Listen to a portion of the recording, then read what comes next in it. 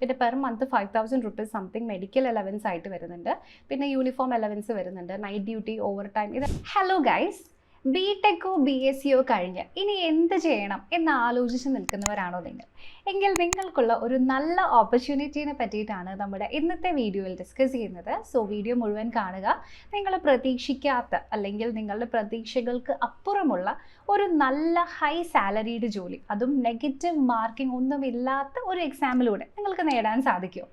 അങ്ങനെയുള്ള ഒരു എക്സാമിനേഷനെ പറ്റിയാണ് നമ്മൾ ഇന്നിവിടെ ഡിസ്കസ് ചെയ്യാൻ പോകുന്നത്. നമ്മൾ പറയുന്നത് AAI ATC എന്ന എക്സാമിനേഷനാണ്. സോ AAI എന്ന് ഉദ്ദേശിക്കുന്നത് എയർപോർട്ട് അതോറിറ്റി ഓഫ് ഇന്ത്യ, അതിൻ്റെ കീഴിൽ വരുന്ന എയർ ട്രാഫിക് കൺട്രോളർ എക്സാം 2026 പറ്റിയിട്ടാണ് നമ്മൾ ഇന്നത്തെ വീഡിയോയിൽ ഇവിടെ ഡിസ്കസ് ചെയ്യുന്നത്. സോ ആദ്യം തന്നെ നമ്മുടെ എല്ലാവരുടെയും ബേസിക് ആയിട്ടുള്ള ഒരു എയിം എന്ന് പറയുന്നത് നമ്മുടെ ഡിഗ്രി കംപ്ലീറ്റ് ചെയ്യുക, അതിനുശേഷം നല്ലൊരു ജോലിയിലേക്ക് പ്രവേശിക്കുക എന്നുള്ളത് തന്നെയാണ് അല്ലേ.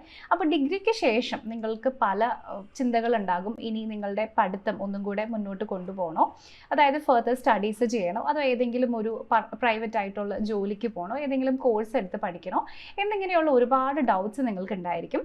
പക്ഷേ നിങ്ങൾക്കറിയാം, പ്രൈവറ്റ് സെക്ടറിലേക്ക് നിങ്ങൾ ജോലിക്ക് പോയിട്ടുണ്ടെങ്കിൽ നിങ്ങളെ അവരെന്തായാലും പിഴിഞ്ഞെടുക്കും അല്ലേ. സോ ഡെഫിനറ്റ്ലി നിങ്ങളുടെ വർക്ക് പ്രഷർ ഭയങ്കര ഹൈ ആയിരിക്കും, വർക്ക് ലോഡ് അധികമായിരിക്കും, ഫാമിലി ആയിട്ടുള്ളൊരു വർക്ക് ലൈഫ് ബാലൻസ് നിങ്ങൾക്ക് കിട്ടാനൊക്കെ ബുദ്ധിമുട്ടായിരിക്കും. അപ്പോൾ അതുകൊണ്ടാണ് ഇന്നത്തെ ജനറേഷനിലുള്ള പല കുട്ടികളും ഗവൺമെൻറ് ജോലികളിലേക്ക് പോകുന്നത്. സോ ഗവൺമെൻറ് ജോലികളുടെ പ്രത്യേകതകളൊക്കെ നിങ്ങൾക്കറിയാം. ജോബ് സെക്യൂരിറ്റി ഒത്തിരി വരുന്നുണ്ട്, നല്ല സാലറി ഉണ്ട്, സമൂഹത്തിൽ നല്ല റെസ്പെക്റ്റ് കിട്ടും, പെൻഷൻ കിട്ടും, ബെനിഫിറ്റ്സ് കിട്ടും, അങ്ങനെയുള്ള എല്ലാ ബെനിഫിറ്റ്സും നിങ്ങൾക്ക് ലഭിക്കുന്നതായിരിക്കും. അപ്പോൾ നിങ്ങളുടെ ഡിഗ്രി കഴിഞ്ഞതിന് ശേഷമുള്ള ഏറ്റവും നല്ലൊരു സ്റ്റെപ്പ് എന്ന് പറയുന്നത് ഡെഫിനറ്റ്ലി ഒരു ഗവൺമെൻറ് ജോലി ട്രൈ ചെയ്യുക എന്നുള്ളത് തന്നെയാണ്. അപ്പോൾ ഇത് പലരും പറഞ്ഞ് നിങ്ങൾ കേട്ടിട്ടുണ്ടാവും, ഇങ്ങനത്തെ പരീക്ഷയ്ക്ക് പഠിക്കുകയാണ് എന്നൊക്കെ. പക്ഷേ എന്നാൽ ആ പരീക്ഷകളിൽ നിന്നും ഒക്കെ വ്യത്യസ്തമായി നിങ്ങൾ ഒരു എഞ്ചിനീയർ അല്ലെങ്കിൽ BE ആയിക്കോട്ടെ, BTech ആയിക്കോട്ടെ, അല്ലെങ്കിൽ BSc കഴിഞ്ഞ ഒരാളാണെന്നുണ്ടെങ്കിൽ നിങ്ങൾക്ക് നല്ല ലെവലിലുള്ള ഹൈ പേയിങ് ആയിട്ടുള്ള ഒരു ഹൈലി പ്രസ്റ്റീജിയസ് ആൻഡ് ഗ്ലാമറസ് ജോബിലേക്ക് എത്തിച്ചേരാൻ പറ്റും. ഈ ജോബാണ് നമ്മുടെ എയർപോർട്ട് അതോറിറ്റി ഓഫ് ഇന്ത്യയുടെ കീഴിൽ വരുന്ന എയർ ട്രാഫിക് കൺട്രോളർ എക്സാമിനേഷൻ എന്ന് പറയുന്നത്. ഓക്കെ, സോ അപ്പോൾ ഈ ഒരു എക്സാമിലൂടെ നിങ്ങളുടെ റിക്രൂട്ട്മെൻറ്റ് നടന്നു കഴിയുമ്പോൾ നിങ്ങളൊരു ATC ആകും. ATC എന്ന് പറയുന്നത് ബേസിക്കലി നമ്മുടെ നാട്ടിൽ ട്രാഫിക് ഒക്കെ നിയന്ത്രിക്കുന്ന ട്രാഫിക് പോലീസ് പോലെ എയർ ട്രാഫിക് നിയന്ത്രിക്കുന്ന കൺട്രോളറെയാണ് നമ്മൾ ATC അല്ലെങ്കിൽ എയർ ട്രാഫിക് കൺട്രോളർ എന്ന് പറയുന്നത്. സോ ഡെഫിനറ്റ്ലി നിങ്ങളുടെ പോസ്റ്റിംഗ് വരുന്നത് എയർപോർട്ട്സിലായിരിക്കും. ഇതൊരു ക്ലറിക്കൽ ജോലിയല്ല. നിങ്ങൾക്ക് ബോറടിക്കുന്ന രാവിലെ പോയി വൈകുന്നേരം വന്നു കഴിഞ്ഞ് എല്ലാം ഒരു മണ്ടെയിൻ ആയിട്ടുള്ള എന്താ പറയുക, ഒരു റിപ്പീറ്റിംഗ് ആയിട്ടുള്ള ഒരു ജോലി ആയിരിക്കില്ല. ഒരു പ്രത്യേക റുട്ടീനിലെല്ലാം ഒരുപോലെ നടക്കുന്ന ഒരു ജോലിയല്ല. ഒരിക്കലും നിങ്ങൾക്കിത് ബോറടിക്കില്ല, ആ കാര്യം ഗ്യാരണ്ടി. ഇതൊരു ടെക്നിക്കൽ ജോബാണ്. അതുകൊണ്ട് തന്നെ നിങ്ങളുടെ ടെക്നിക്കൽ ബേസിസ് നിങ്ങൾക്ക് നന്നായിട്ട് അപ്ലൈ ചെയ്യാൻ പറ്റുന്ന ഒരു ജോബ് കൂടിയാണ്. ഒരു ദിവസവും ഇവിടെ, ഓരോ 2 ദിവസവും ഇവിടെ സെയിം ആയിരിക്കില്ല. നിങ്ങളുടെ ഓരോ ദിവസവും വ്യത്യസ്തമായിരിക്കും, ഓരോ ദിവസവും എക്സൈറ്റിംഗ് ആയിരിക്കും, പുതിയ പുതിയ ഇൻസിഡൻസ് ആൻഡ് ചാലഞ്ചസ് ആയിരിക്കും നിങ്ങൾക്ക് ഉണ്ടാവുക. ഓക്കെ, അപ്പോൾ ഇവിടെ നമ്മൾ ഈ ഒരു ജോലിയിൽ ഫോക്കസ് ചെയ്യാനുള്ള ഒരു ഇമ്പോർട്ടൻ്റ് ആയിട്ടുള്ളൊരു കാര്യം, ഡെഫിനറ്റ്ലി ഇത് ഒരൊറ്റ സെലക്ഷൻ പ്രോസസ്സിലൂടെ, ഒരൊറ്റ എക്സാമിലൂടെ നിങ്ങൾക്ക് റിക്രൂട്ട്മെൻറ്റ് നേടി ഫൈനൽ പൊസിഷനിലേക്ക് എത്താൻ പറ്റുന്ന ഒരു ജോലിയാണ്.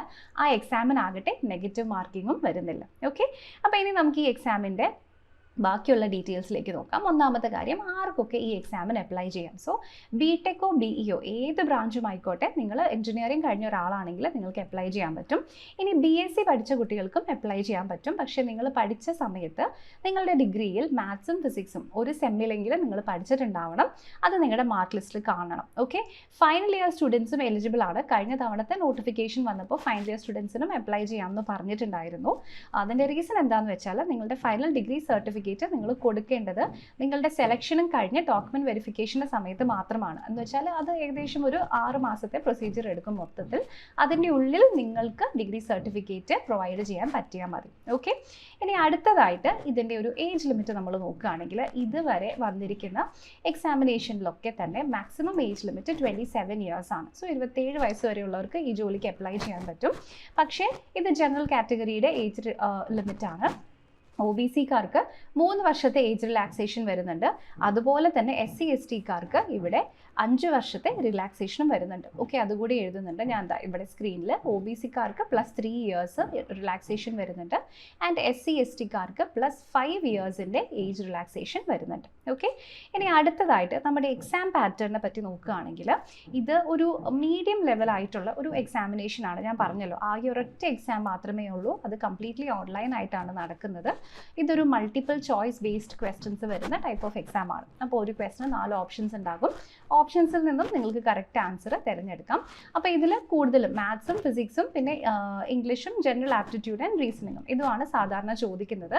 അപ്പോൾ ഇതിനെ നമ്മൾ 2 രീതിയിൽ ഡിവൈഡ് ചെയ്യാം. Part A and part B എന്ന് ഡിവൈഡ് ചെയ്യാം. പാർട്ട് എയിൽ നമ്മുടെ നോർമൽ എല്ലാ കോമ്പറ്റേറ്റീവ് എക്സാംസിലും വരുന്ന അതേ പേപ്പേഴ്സ് തന്നെയാണ്. അതായത് മാത്സും റീസണിങ്ങും ഇംഗ്ലീഷും ഒക്കെയാണ് വരുന്നത്. ജനറൽ അവയർനെസ്സും ഉണ്ട്.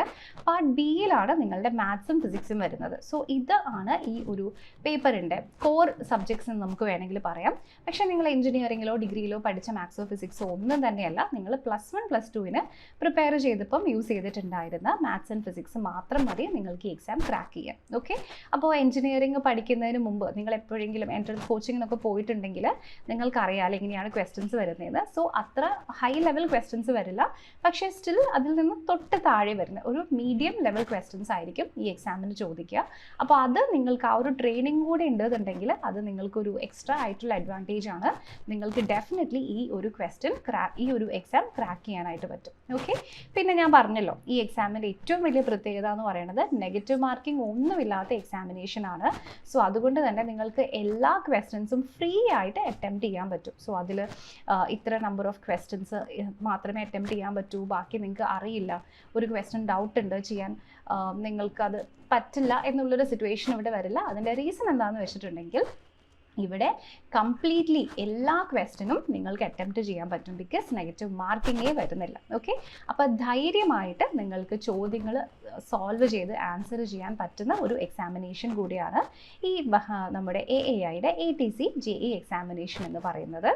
അപ്പോൾ ഈ എക്സാമിൻ്റെ ഏറ്റവും വലിയൊരു പ്ലസ് പോയിന്റും ഈ ഒരു ഫാക്ടറാണ് എന്ന് തന്നെ നമുക്ക് പറയാം. ഓക്കെ, ഇനി അടുത്തതായിട്ട് ഈ എക്സാം ക്ലിയർ ചെയ്തതിന് ശേഷം നിങ്ങൾക്ക് ജോലി കിട്ടി കഴിയുമ്പോൾ നിങ്ങളുടെ സാലറി ലൈഫ് സ്റ്റൈലൊക്കെ എങ്ങനെയായിരിക്കും എന്നും കൂടെ നോക്കാം. സോ ഇവിടെ ഈ എക്സാമിൻ്റെ നോട്ടിഫിക്കേഷനിൽ തന്നെ പറയുന്നത് 13 ലക്ഷത്തിൻ്റെ CTC ആണ്. അതായത് ഒരു വർഷം അപ് ടു 13 lakhs ആണ് നിങ്ങളുടെ സാലറി വരുന്നത്. സോ 40,000 to 1,40,000 ആണ് പേ സ്കെയിൽ വരുന്നത്.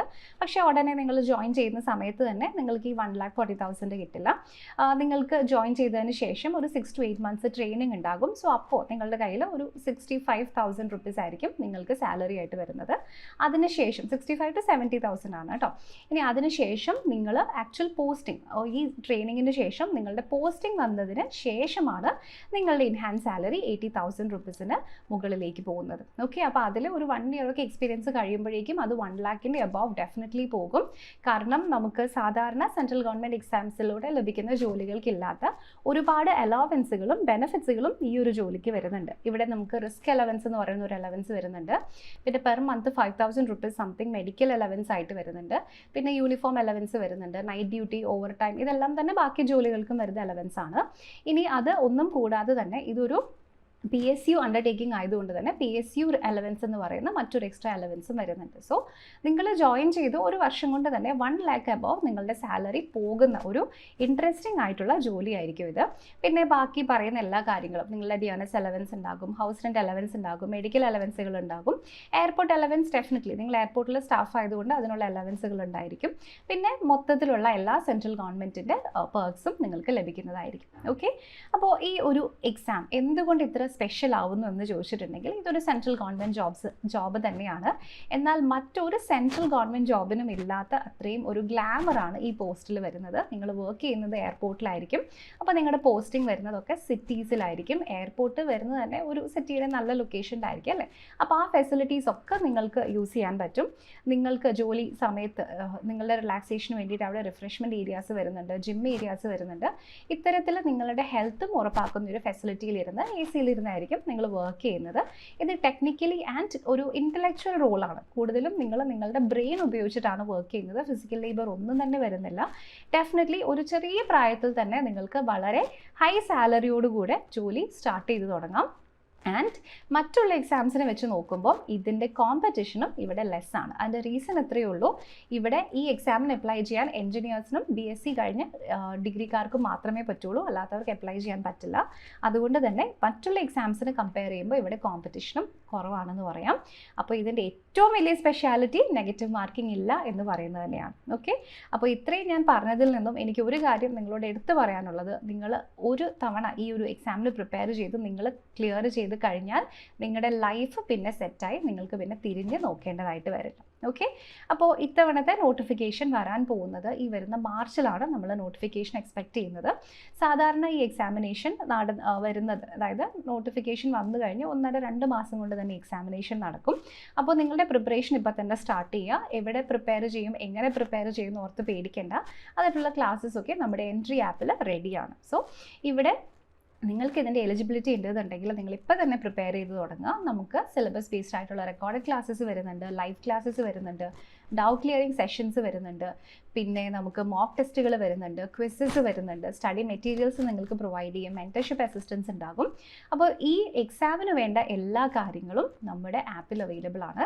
അപ്പോൾ ഇതിനെപ്പറ്റി നിങ്ങൾക്ക് കൂടുതൽ അറിയണം എന്നുണ്ടെങ്കിൽ ഈ സ്ക്രീനിൽ കാണുന്ന നമ്പറിൽ നിങ്ങൾക്ക് നമ്മളെ കണക്ട് ചെയ്യാം. ഓക്കെ, അപ്പോൾ ഈ എക്സാമിനെ പറ്റി അറിയാത്തവർക്ക് വേണ്ടിയിട്ടാണ് ഇത് പറഞ്ഞത്. അറിയുന്നവർ ഒന്നുകൂടെ നന്നായിട്ട് പ്രിപ്പയർ ചെയ്യുക. സോ നമ്മുടെ നോട്ടിഫിക്കേഷൻ മാർച്ചിൽ വരും, അപ്പോഴേക്കും നമ്മൾ എന്തായാലും എക്സാം റെഡി ആയിട്ടിരിക്കാം. ഓക്കെ, അപ്പോൾ ഇനി നമുക്ക് അടുത്ത തവണ മറ്റൊരു ടോപ്പിക്കുമായിട്ട് വീണ്ടും കാണാം. Thank you so much for watching.